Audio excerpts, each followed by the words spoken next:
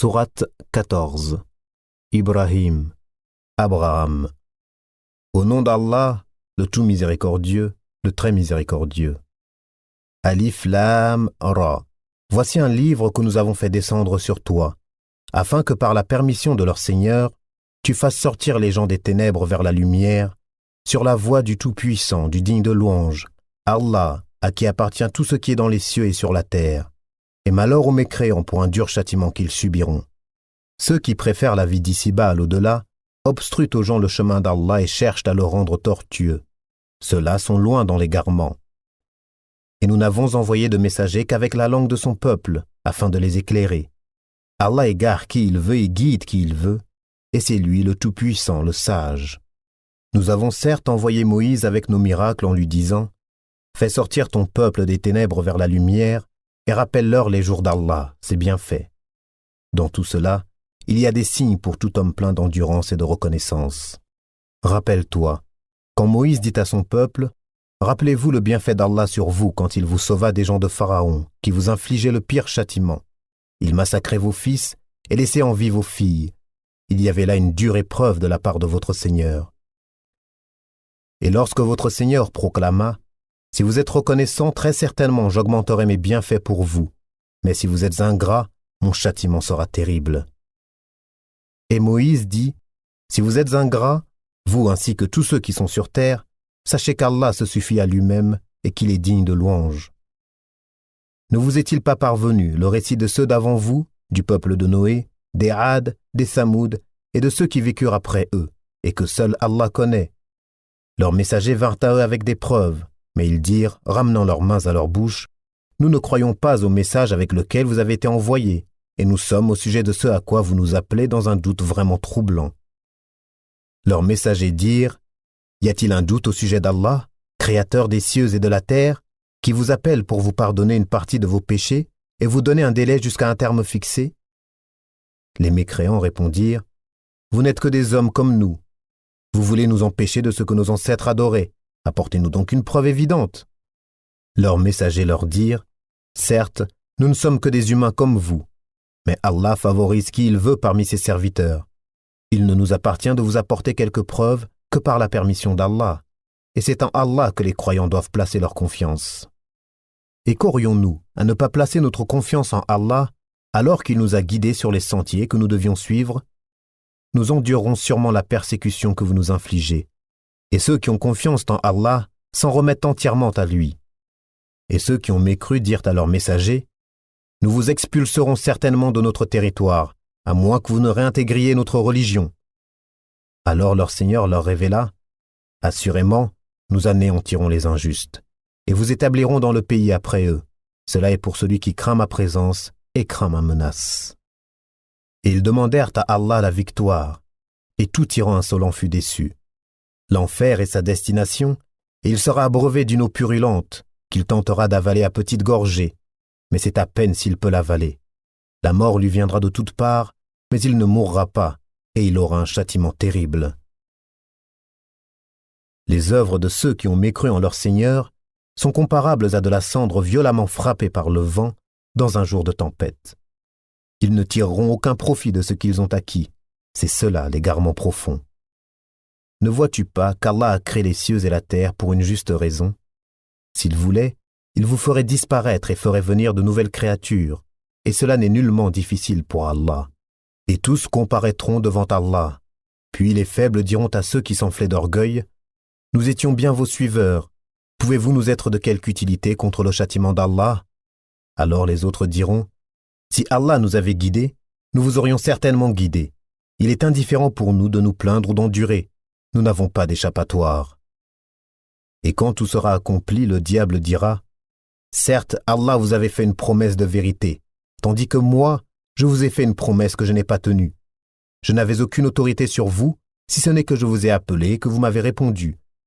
Ne me faites donc pas de reproches, mais faites-en à vous-même. Je vous suis d'aucun secours, et vous ne m'êtes d'aucun secours. Je vous renie de m'avoir jadis associé à Allah. » Certes, un châtiment douloureux attend les injustes, les associateurs. Et on fera entrer ceux qui croient et font de bonnes œuvres dans les jardins sous lesquels coulent les ruisseaux, pour y demeurer éternellement, par permission de leur Seigneur. Et là, leur salutation sera « Salam », paix. N'as-tu pas vu comment Allah propose en parabole une bonne parole pareille à un bel arbre, dont la racine est ferme et la ramure s'élançant dans le ciel? Il donne à tout instant ses fruits par la grâce de son Seigneur. Allah propose des paraboles à l'intention des gens afin qu'ils s'exhortent. Et une mauvaise parole est pareille à un mauvais arbre, déraciné de la surface de la terre et qui n'a point de stabilité. Allah a fermi les croyants par une parole ferme dans la vie présente et dans l'au-delà, tandis qu'il égare les injustes, et Allah fait ce qu'il veut. Ne vois-tu point ceux qui troquent les bienfaits d'Allah contre l'ingratitude et établissent leur peuple dans la demeure de la perdition, l'enfer où ils brûleront, et quel mauvais gîte. Et ils ont donné à Allah des égaux afin d'égarer les gens de son sentier. Dis, jouissez de cette vie, car votre destination sera le feu. Dis à mes serviteurs qui ont cru qu'ils accomplissent la salat et qu'ils dépensent dans le bien, en secret et en public, de ce que nous leur avons attribué, avant que vienne le jour où il n'y a ni rachat, ni amitié. Allah, c'est lui qui a créé les cieux et la terre et qui du ciel a fait descendre l'eau grâce à laquelle il a produit des fruits pour vous nourrir. Il a soumis à votre service les vaisseaux qui, par son ordre, voguent sur la mer, et il a soumis à votre service les rivières. Et pour vous, il a assujetti le soleil et la lune à une perpétuelle révolution, et il vous a assujetti la nuit et le jour. Il vous a accordé de tout ce que vous lui avez demandé, et si vous comptiez les bienfaits d'Allah, vous ne sauriez les dénombrer. L'homme est vraiment très injuste, très ingrat. Et rappelle-toi, quand Abraham dit « Ô mon Seigneur, fais de cette cité un lieu sûr et préserve-moi ainsi que mes enfants de l'adoration des idoles. Ô mon Seigneur, elles, les idoles, ont égaré beaucoup de gens. Quiconque me suit est des miens. Quant à celui qui me désobéit, c'est toi, le pardonneur, le très miséricordieux. Ô notre Seigneur, j'ai établi une partie de ma descendance dans une vallée sans agriculture, près de ta maison sacrée, la Kaaba. Ô notre Seigneur, afin qu'ils accomplissent la salat, fais donc que se penchent vers eux les cœurs d'une partie des gens, et nourris-les de fruits, peut-être seront-ils reconnaissants. Ô notre Seigneur, tu sais vraiment ce que nous cachons et ce que nous divulguons, et rien n'échappe à Allah, ni sur terre, ni au ciel. Louange à Allah qui, en dépit de ma vieillesse, m'a donné Ismaël et Isaac. Certes, mon Seigneur entend bien les prières. Ô mon Seigneur, fais que j'accomplisse assidûment la salat, ainsi qu'une partie de ma descendance. Exauce ma prière, ô notre Seigneur. Ô notre Seigneur, pardonne-moi ainsi qu'à mes pères et mères et aux croyants le jour de la reddition des comptes. Et ne pense point qu'Allah soit inattentif à ce que font les injustes. Il leur accordera un délai jusqu'au jour où leurs regards se figeront. Ils courront, suppliant, levant la tête, les yeux hagards et les cœurs vides. Et avertis les gens du jour où le châtiment les atteindra, et ceux qui auront été injustes diront « Ô notre Seigneur, accorde-nous un court délai, nous répondrons à ton appel et suivrons les messagers. » N'avez-vous pas juré auparavant que vous ne deviez jamais disparaître? Et vous avez habité les demeures de ceux qui s'étaient fait du tort à eux-mêmes. Il vous est apparu en toute évidence comment nous les avons traités, et nous vous avons cité les exemples.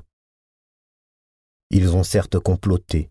Or leur complot est inscrit auprès d'Allah, même si leur complot était assez puissant pour faire disparaître les montagnes. Ne pense point qu'Allah manque à sa promesse envers ses messagers. Certes, Allah est tout-puissant et détenteur du pouvoir de punir.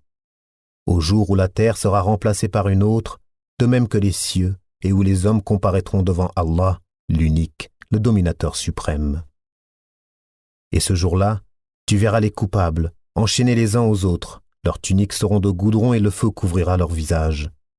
Tout cela afin qu'Allah rétribue chaque âme de ce qu'elle aura acquis. Certes, Allah est prompt dans ses comptes. Ceci, le Coran, est un message pour les gens, afin qu'ils soient avertis, qu'ils sachent qu'il n'est qu'un Dieu unique, et pour que les doués d'intelligence s'exhortent.